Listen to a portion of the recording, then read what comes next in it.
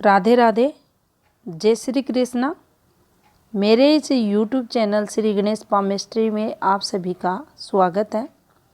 आज का अपना जो टॉपिक है, यूनियन रेखाओं के समान ही बुध क्षेत्र पर जब तिरछी रेखाएं निकलती हैं बुध क्षेत्र के मूल से, तो वह फल जातक को देंगी, यानी वैवाहिक जीवन से संबंधित परेशानियां जातक को रहेंगी।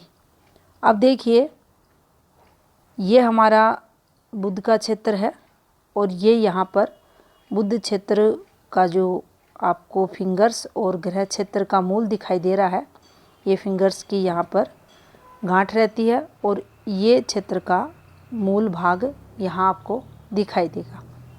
अब देखिए, मूल भाग सभी ग्रह क्षेत्र हैं इनके। देखिए, ये गुरु का मूल भाग है, ये शनि का और ये सूर्य का।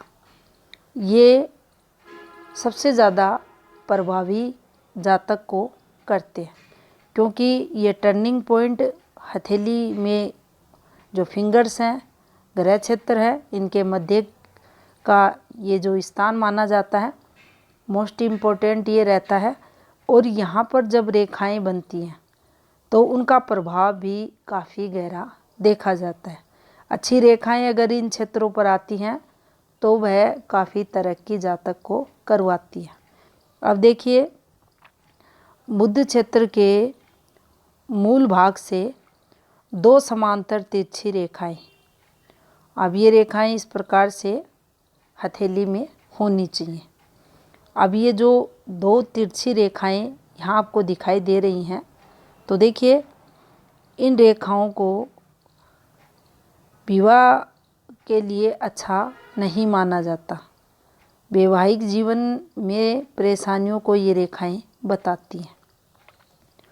अब अगर ये तिरछी रेखाएं हमारी सूर्य फॉर्मेशंस को भी काटे तो इनके जो नेगेटिव प्रभाव हैं उनमें वृद्धि देखी जाएगी। ये छोटी या आकार में बड़ी हो सकती हैं। ये सूर्य रेखा को काटें या फिर विवाह फॉर्मेशंस जो बनती हैं उनको काटे, लेकिन जो इससे नेगेटिविटी वैवाहिक जीवन में जो संघर्ष चलता है उसमें वृद्धि को देखा जाता है। यहाँ ये नहीं हम इन रेखाओं पर देखेंगे कि जो जातक है वह उच्च पदाधिकारी नहीं होगा। उसका कारण रहता है कि ये जो बुध के मूल भाग से रेखाएं जो निकली हैं, ये जातक को नीति संपन्न बनाती हैं। और हाथ की अन्य रेखाएं अगर स्ट्रोंग हैं तो जातक उच्च पदाधिकारी भी हो सकता है। अगर इनके द्वारा सूर्य रेखा वगैरह का खंडन नहीं हो रहा है, सूर्य रेखा वगैरह काफ़ी उत्तम स्थिति में है, तो तरक्की तो इस जातक की होगी। लेकिन यहाँ वैवाहिक जीवन में वियोग से जोड़कर इन रेखाओं को मुख्य रूप से देखा जाता है। जैसे यूनियन रेखा में अगर कोई डिस्टरबेंस आता है तो वैवाहिक जीवन में कठिनाइयाँ जातक के देखी जाती हैं। उसी प्रकार यहाँ अगर ये रेखाएं भी बन गई तो भी वैवाहिक जीवन में जातक के काफ़ी दिक्कतें देखी जाएंगी। अब इन रेखाओं की जो बनावट है उस पे डिपेंड करेगा, इन रेखाओं की किन रेखाओं से संबंध है उस पे डिपेंड करेगा ये कितना नुकसान जातक को करवाएंगी। तो यहाँ इन रेखाओं को अच्छा नहीं माना जाता।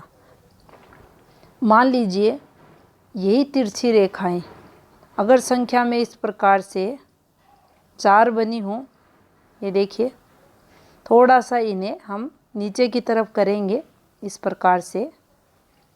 अगर ये 4 रेखाएं हों,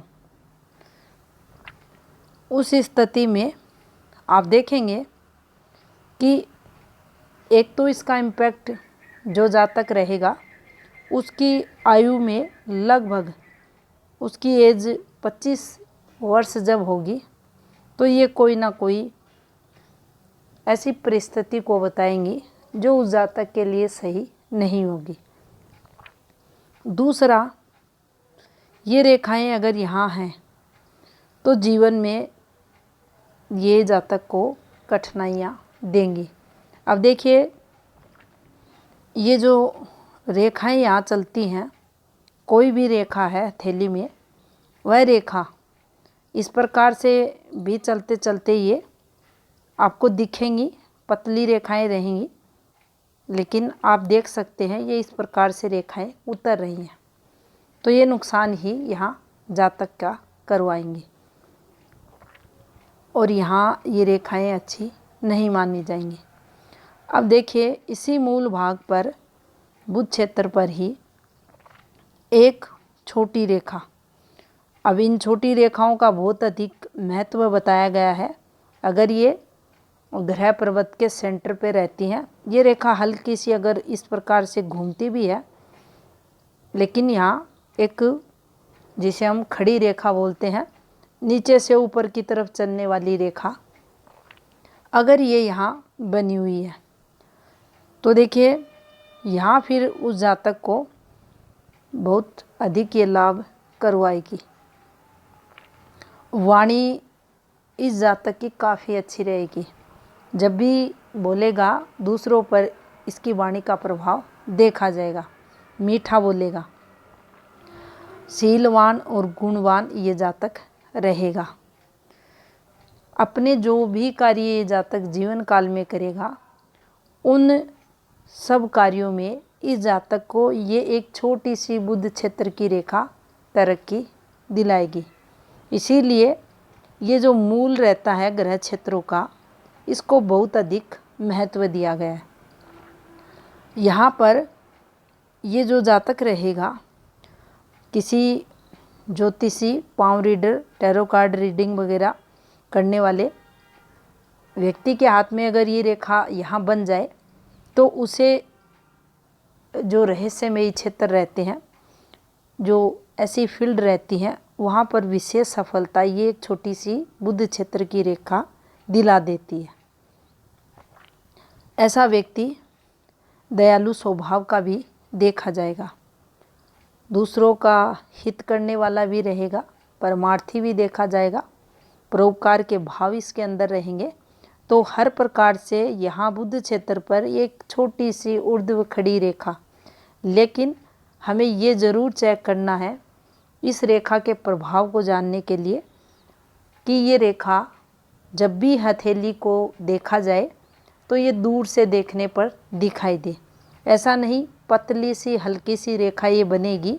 ये रेखाएं जो विशेष रेखाओं में इनकी गणना की जाती है, ये एक चमकती हुई रेखा दिखाई देगी और दिखने में इसकी जो लेंथ रहेगी वह भी अच्छी खासी रहेगी। इस रेखा पर कोई फैलाव, कोई अन्य रेखाओं द्वारा कट वगैरह अगर नहीं है तो उस स्थिति में इस रेखा का पूर्ण प्रभाव देखा जाएगा। अब आपके मन में यह भी विचार आता होगा कि यहाँ अक्सर जो चिल्ड्रंस रेखाएं रहती हैं वह इस प्रकार से चलती हैं, लेकिन देखिए ये रेखाएं यहाँ रहती हैं और ये जो बुध का क्षेत्र है, ये इसका जो सेंटर पॉइंट है, यहाँ ये एक रेखा बनेगी, लेकिन लंबाई में ये रेखा इस प्रकार से आपको चलती हुई दिखाई देगी।